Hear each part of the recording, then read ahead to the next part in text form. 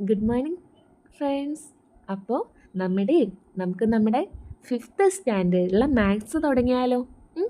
അപ്പോൾ നമ്മുടെ മാത്സിൽ നമ്മുടെ ഫിഫ്ത്ത് ചാപ്റ്ററിൻ്റെ ഫസ്റ്റ് ക്ലാസ് ആട്ടോ. അപ്പോൾ എല്ലാവരും റെഡി ആയിട്ടിരിക്കുകയാണോ പഠിക്കാനായിട്ട്? അപ്പോൾ നമുക്കിന്ന് കുറച്ച് കാര്യങ്ങൾ പഠിക്കാം. അത്രയും നിങ്ങൾ എന്തായാലും പഠിച്ചിട്ട് വേണം കേട്ടോ അടുത്ത ക്ലാസ്സിൽ കയറാനായിട്ട്. അപ്പോൾ എല്ലാവരും മിടുക്കരായിട്ട് കേട്ട് എല്ലാവരും പഠിച്ചിട്ട് നാളെ വരുമോ? നാളെയും ടീച്ചർ ഇതുപോലെ തന്നെ കുറച്ച് ഭാഗം ഇടാം കേട്ടോ. എന്നിട്ട് അതും നിങ്ങൾ പഠിക്കണം. നിങ്ങളുടെ പരീക്ഷയ്ക്ക് മുന്നേ എന്തായാലും എല്ലാ ടോപ്പിക്സും കവർ ചെയ്ത് തരും കേട്ടോ. അപ്പം നമുക്ക് സ്റ്റാർട്ട് ചെയ്താലോ? അപ്പം നിങ്ങളുടെ സ്കൂളിലൊക്കെ തുടങ്ങിയോ പുതിയ ചാപ്റ്റർ? എക്സാം എല്ലാവർക്കും എങ്ങനെയുണ്ടായിരുന്നു? പാടായിരുന്നു അല്ലേ? അപ്പം നമുക്ക് ഈ പ്രാവശ്യം നമ്മുടെ മാത്സിന് എന്ത് വാങ്ങണം? എ ഗ്രേഡ് നമുക്ക് വാങ്ങിച്ചിരിക്കണം കേട്ടോ. ഓക്കെ, അപ്പോൾ നമുക്ക് തുടങ്ങാം.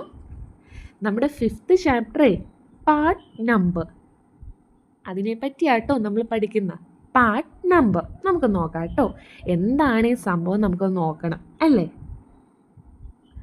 അപ്പോൾ ഇവിടെ നോക്കിക്കേ.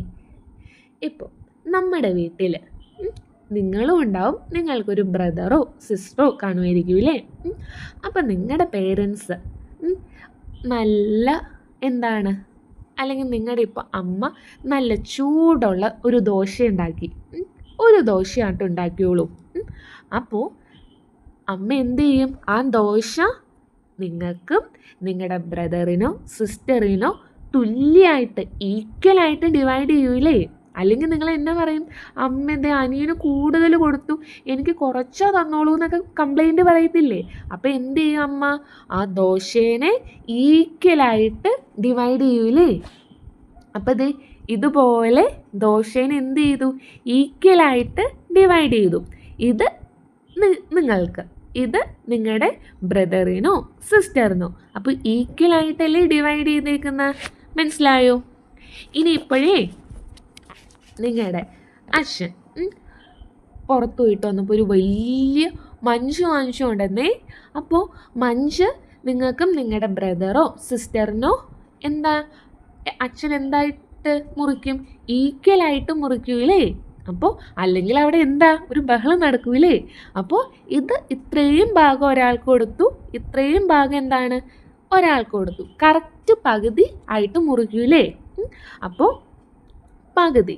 അപ്പോൾ എന്താണ് ഇവിടെ എത്ര പാർട്സ് ഉണ്ട്? 1, 2.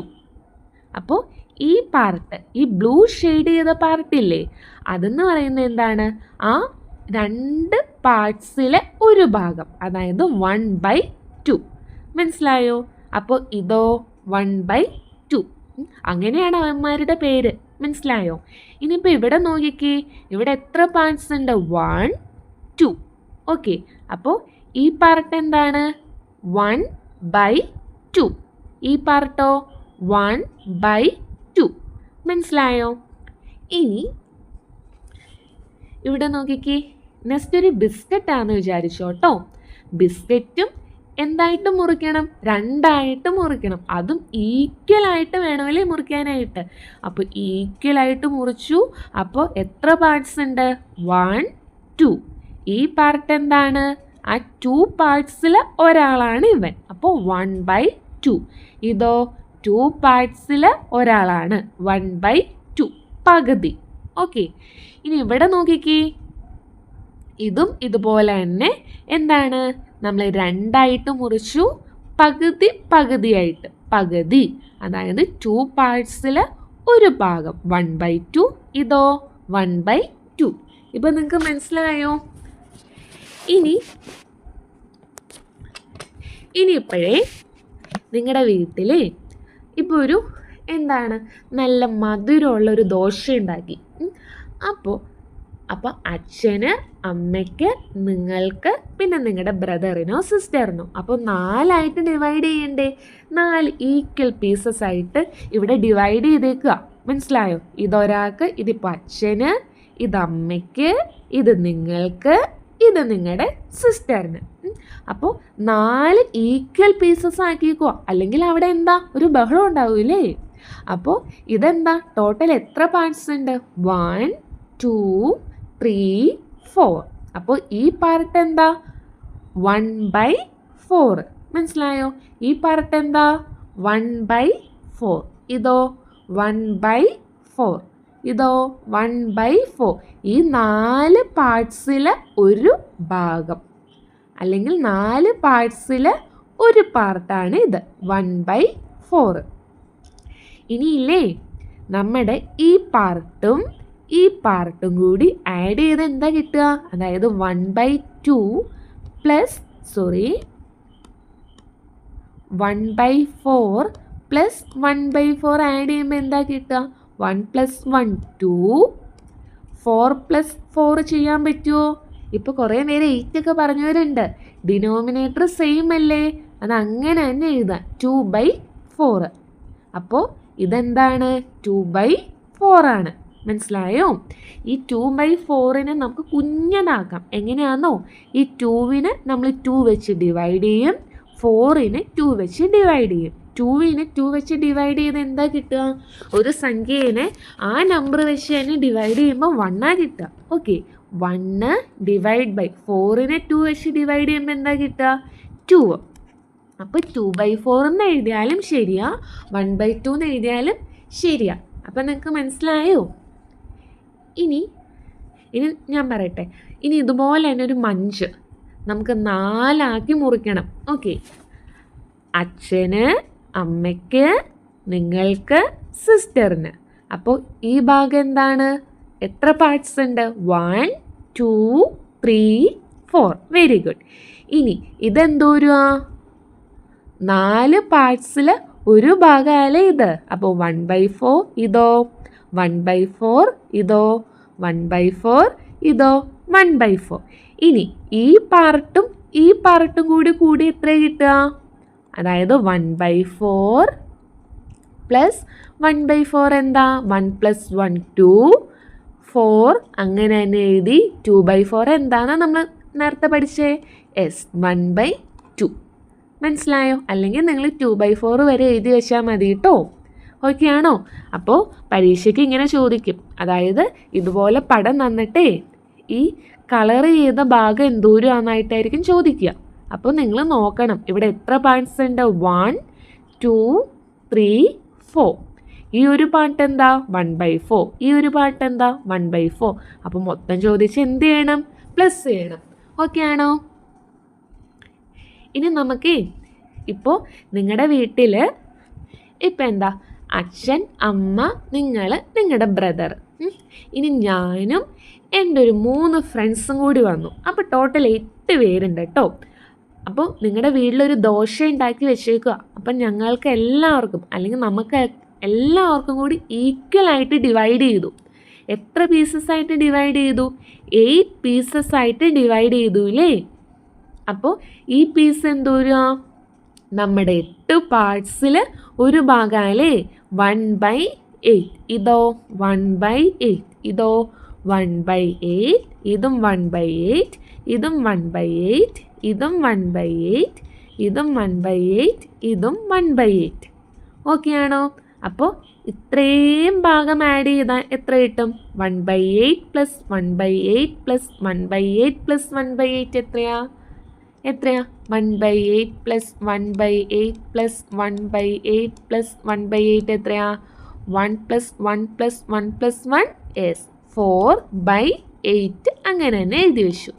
മനസ്സിലായോ എല്ലാവർക്കും? അപ്പോൾ ഇത്രയേ ഉള്ളൂന്നേ ഈ ചാപ്റ്റർ. അപ്പോൾ നിങ്ങൾക്ക് മനസ്സിലാവുണ്ടെങ്കിൽ കമൻറ്റ് ബോക്സിൽ പറയുമോ ക്ലാസ് മനസ്സിലായെന്ന്? അപ്പം നമുക്കൊരു പ്രോബ്ലം ചെയ്താലോ? ഇത്രയും പഠിച്ചത് വെച്ച് നമുക്ക് എന്തായാലും ചെയ്യണം. ഈ പ്രാവശ്യം നമുക്ക് ഫുൾ മാർക്ക് വാങ്ങണം. ഓക്കെ, അപ്പോൾ ഇവിടെ നോക്കിക്കേ. അതായത് ഈ ടേബിൾ ഫില്ല് ചെയ്യാനാണ് ചോദിച്ചേക്കുന്നത്. ഇതുപോലത്തെ ക്വസ്റ്റ്യൻസ് ആയിരിക്കും നമ്മുടെ എക്സാമിന് വരിക. അപ്പോൾ ഇവിടെ നോക്കിക്കേ. Have, parts cut, parts taken, set, written. നമുക്ക് നോക്കാം. അതായത് 2. അതായത് നമ്മുടെ സർക്കിളിനെ എത്ര പാർട്സ് ആയിട്ടാണ് മുറിച്ചേക്കുന്നത്? 2 പാർട്സ് ആയിട്ട് മുറിച്ചു. 1 2. ഓക്കെ, അതിൽ ഒരു ഭാഗം നമ്മൾ എടുത്തു. ഓക്കെ, അപ്പോൾ ഈ പാർട്ട് നമ്മൾ എടുത്താൽ ഈ പാർട്ട് എന്താ? ഹാഫ് അല്ലേ? 1/2 അല്ലേ? അല്ലെങ്കിൽ നമ്മൾ എന്ത് വിളിക്കുന്നു? ഹാഫ്. അല്ലെങ്കിൽ എഴുതുമ്പോൾ എന്താ പറയുക? 1/2. പറയുന്നത് എങ്ങനെയാണ്? ഹാഫ്. മനസ്സിലായോ? ഇനി 4 പാർട്സ് ആയിട്ട് കട്ട് ചെയ്തേ. 1 2 3 4. അപ്പോൾ നമ്മൾ 2 പാർട്സ് എടുത്തു. അതായത് ഈ പാർട്ടും എടുത്തു, ഈ പാർട്ടും എടുത്തു. ഓക്കെ, അപ്പോൾ നമ്മൾ എങ്ങനെയാണ് പറയുന്നത്? 4 പാർട്സിൽ 2 എണ്ണം എടുത്തു. അപ്പോൾ 2/4. മനസ്സിലായോ? 2/4. ഓക്കെ ആണോ? അതായത് 2/4. ഇനിയേ നമുക്ക് എങ്ങനെയാണ് 6 പാർട്സ് ആയിട്ട് കട്ട് ചെയ്യണമെന്ന് നോക്കാം കേട്ടോ. എല്ലാവരും ശ്രദ്ധിച്ചിരുന്നു കേട്ടോ. നമ്മൾ ആദ്യം ഒരു സർക്കിൾ വരയ്ക്കുവാണേ. ഓക്കെ, എന്നിട്ട് കറക്റ്റ് സെൻറ്ററിൽ കൂടെ നമ്മളൊരു ലൈൻ ഇങ്ങനെ വരച്ചു. എന്നിട്ട് നമ്മൾ എന്ത് ചെയ്തു? നമ്മളൊരു 3 പാർട്സ് ആക്കി ഡിവൈഡ് ചെയ്യുക കേട്ടോ. അതായത് 6ൻ്റെ പകുതി. ഓക്കെ, ഇവിടെ ഒരു പാർട്ട് നമ്മൾ മുറിച്ചു. ഇനി അത്രയും തന്നെ അടുത്ത പാർട്ട് മുറിച്ചു. ഇത് അടുത്ത പാർട്ട്. അപ്പോൾ 1 2 3. ഓക്കെ, ഇനി എന്ത് ചെയ്യണമെന്നോ? നമ്മൾ ഈ ലൈൻ താഴത്തേക്ക് ജോയിൻ ചെയ്യാം. ഈ ലൈനും താഴത്തേക്ക് ഈ ലൈനും എന്ത് ചെയ്യാം?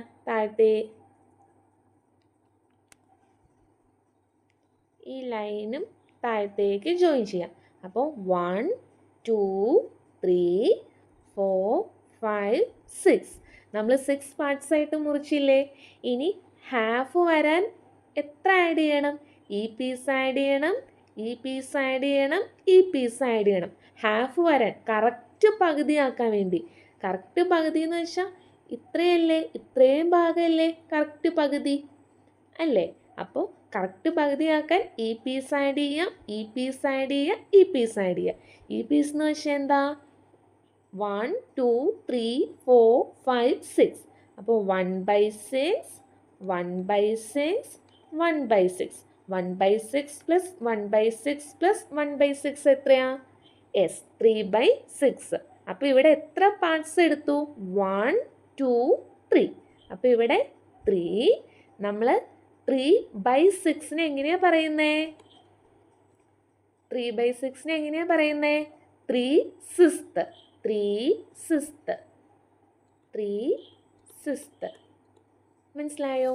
ഇനി നമുക്ക് 8 പാർട്സ് ആയിട്ട് നമുക്ക് എങ്ങനെയാണ് ഡിവൈഡ് ചെയ്യേണ്ടതെന്ന് നോക്കാം കേട്ടോ. 8 പാർട്സ്. 8ൻ്റെ പകുതി എടുക്കുക. മനസ്സിലായോ?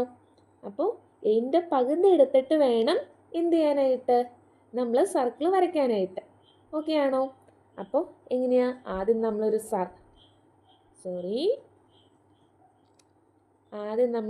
സർക്കിൾ വരച്ചേ. നമ്മൾ പകുതിയാക്കി. 8ൻ്റെ പകുതി എന്താണ്? 4 അല്ലേ? അപ്പോൾ നമ്മൾ 4 പാർട്സ് ആയിട്ട് ഡിവൈഡ് ചെയ്യുവാണ്. ഇതൊരു ഭാഗം, ഇത് രണ്ടാമത്തെ ഭാഗം, ഇത് മൂന്നാമത്തെ ഭാഗം, ഇത് നാലാമത്തെ. അപ്പോൾ 1 2 3 4. ഇനി നമ്മൾ ഇത് താഴത്തേക്ക് ഇങ്ങനെ വരയ്ക്കുകയാണ്.